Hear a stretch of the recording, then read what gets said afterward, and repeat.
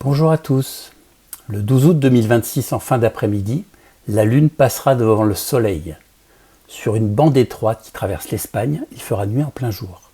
Je voulais comprendre comment ça allait vraiment se passer, alors j'ai conçu le site EclipseFan pour visualiser le phénomène.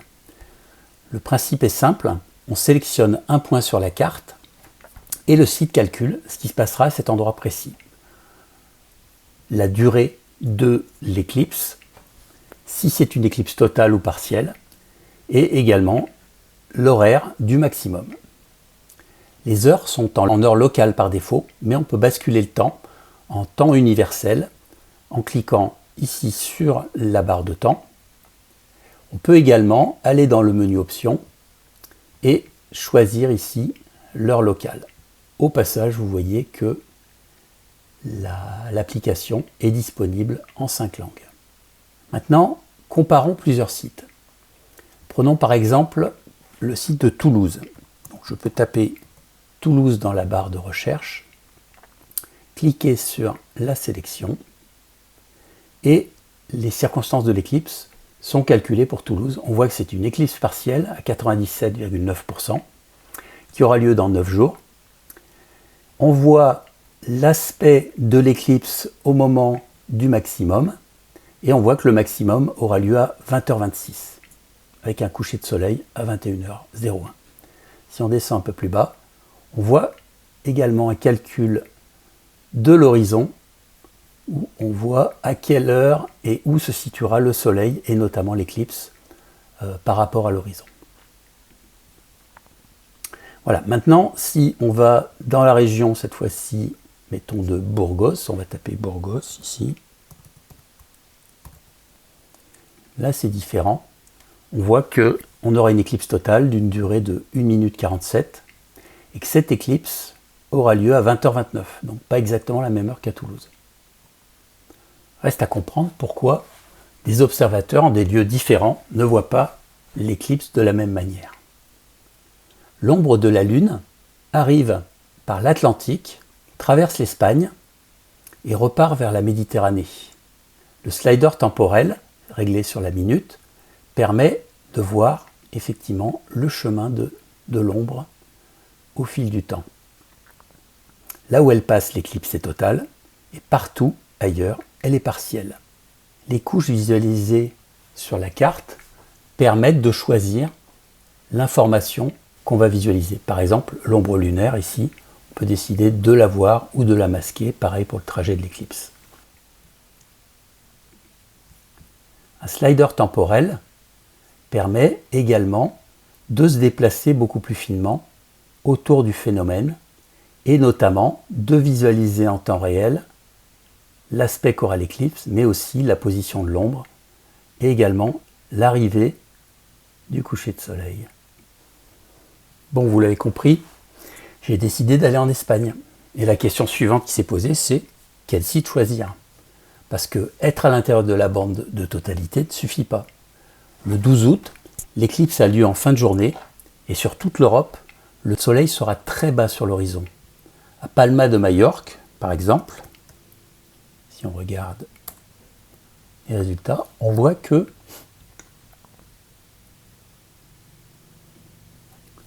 le soleil sera très bas sur l'horizon avec 2 degrés d'élévation. 2 degrés, c'est la largeur de 4 doigts tendus à bout de bras. À cette hauteur, une colline suffit à tout masquer.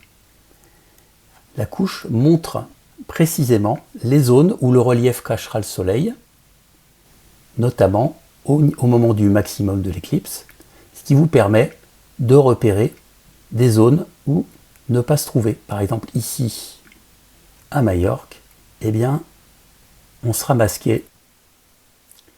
La carte affiche les informations sous la forme de couches. Ces couches peuvent être activées ou désactivées au besoin. Elle dispose également d'une légende pour certaines et de la possibilité de régler les différentes couches en termes d'opacité. Là, on voit un certain nombre de couches qui ont été visualisées. Il en existe plein d'autres, et notamment une liste ici qui sont regroupées par famille donc des infos liées à l'éclipse, des événements, les prévisions météo, des infos liées à la sécurité, historique de satellites et les différents fonds de cartes qui sont disponibles. Je n'entre pas dans le détail. Bien évidemment, ça fait beaucoup d'informations et on ne les affiche pas tout en même temps.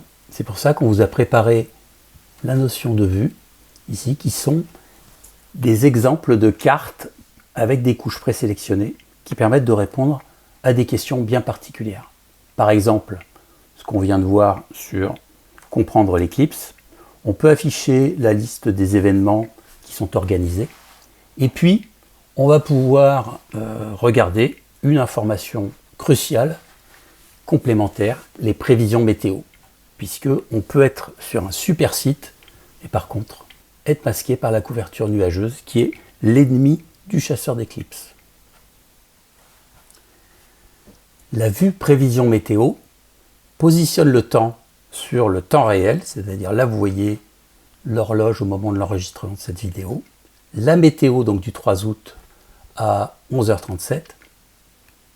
Les prévisions s'appuient principalement sur le modèle Arome de Météo France qui couvre une large zone autour de la bande de totalité. On peut par exemple voir la météo, là on voit la météo du 3 août à 11h. Maintenant on va pouvoir mettre la météo par exemple à vers 20h37, voilà, comme si aujourd'hui on allait avoir l'éclipse. On voit que la météo s'arrange en fin de journée aujourd'hui, ce qui est une bonne nouvelle.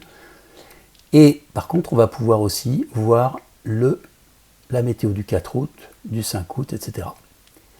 Les infos de météo proviennent de plusieurs modèles différents et on retrouve donc ici avec le slider temporel, on va pouvoir voir jusqu'à où on a des données météo, comme par exemple là, les dernières météos qu'on va avoir vont être pour le 8 août.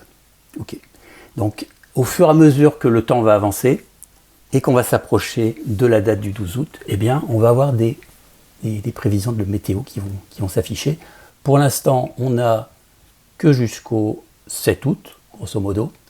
Par contre, on conserve également tout un historique depuis le 11 juillet de l'historique de la météo, ce qui est, ma foi, bien pratique quand on veut regarder, par exemple, le 24 juillet, le 30, etc. Et il y a une subtilité qui vient de ce soleil très bas. Une prévision donne la couverture nuageuse au-dessus de votre tête, mais quand le soleil est à 9 degrés, comme ici à Burgos, vous ne regardez pas en fait au-dessus de votre tête, mais vous regardez en direction du soleil, presque à l'horizontale. Et un nuage situé à 50 km peut vous cacher l'éclipse, alors que le ciel est parfaitement dégagé au-dessus de vous. Le site calcule donc le rayon qui va de vos yeux jusqu'au soleil et regarde ce qu'il traverse. Et là, on voit par exemple qu'il va calculer qu'il traverse la couche à 1500 mètres, il fait beau, à 4000 mètres et à 8000 mètres, il fait beau aussi. Maintenant, si vous vous déplacez, vous allez par exemple sur ce point-là, eh bien, il va détecter qu'à 4000 mètres ici, votre regard va rencontrer un nuage et que donc la vue va être masquée. Donc à quelques kilomètres près, à supposer bien évidemment que les estimations soient justes, eh bien, vous allez manquer la vue de l'éclipse. Toujours dans le domaine des prévisions, vous pouvez vous intéresser à l'historique du lieu que vous avez choisi, et notamment en regardant les images satellites qui ont été prises récemment ou il y a un an. Et là, à ce titre-là, on a la chance de disposer d'un satellite qui s'appelle Terra, qui passe tous les jours à 10h30 et qui va vous permettre de voir, là on voit l'image du jour qui a été produite. Après, on peut également aller la veille, voir quelle était la vue la veille, et puis se rapprocher également de l'heure de l'éclipse. Et là, on a un deuxième satellite qui lui passe vers 13h. Parlons maintenant d'une vue très importante, celle qui parle de sécurité et de santé. Au moment de l'éclipse, à la mi-août, il y a de nombreux feux de forêt dans la région.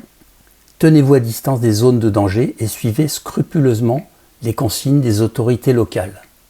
Le site permet également de visualiser les aérosols et autres poussières du Sahara qui peuvent soit affecter la santé, soit la visibilité de l'éclipse, et également un certain nombre de sites recommandés et sécurisés, notamment en Espagne, qui va vous permettre de visualiser l'éclipse dans des conditions de sécurité optimales.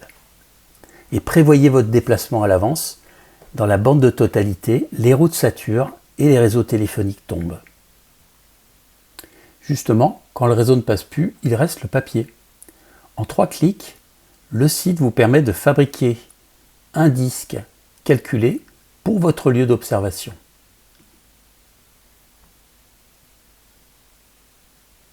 On choisit, on télécharge et le PDF s'ouvre. Il suffit de l'imprimer, de le découper et de l'assembler pour avoir tous les moments de votre éclipse dans la poche, sans batterie et sans réseau. Une autre vidéo vous montre comment l'utiliser. Un dernier point. L'adresse de la page que vous visualisez contient tout, le lieu, l'heure, les couches, le panneau. Si vous copiez ce lien et que vous l'envoyez à une personne, celle-ci, qui l'ouvrira, arrivera exactement sur la même configuration d'écran. Vous pouvez également mettre ces URL en favori, qui vous permet de revenir chaque jour exactement sur la même carte. Le site EclipseFan fonctionne également sur votre téléphone mobile, sur place le jour même. Voilà cette vidéo presque terminée. Pour finir, le plus important, ne regardez jamais le soleil sans protection.